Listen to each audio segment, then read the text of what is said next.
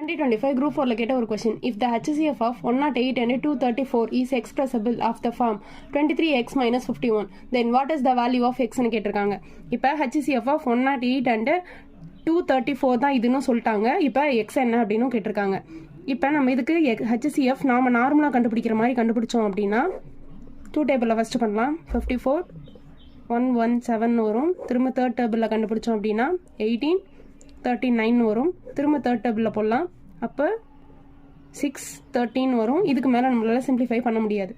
So 2 × 3 × 3 3 × 3 9 9 2s are 18 18 தான் இதோட HCF. இவங்க கொடுத்துருக்கிறதையும் இதையும் நம்ம ஈக்குவேட் பண்ணிக்க முடியும். 23x minus 51 equal to 18 சொல்லிக்கலாமா. இப்போ 23x equal to 18 plus 51.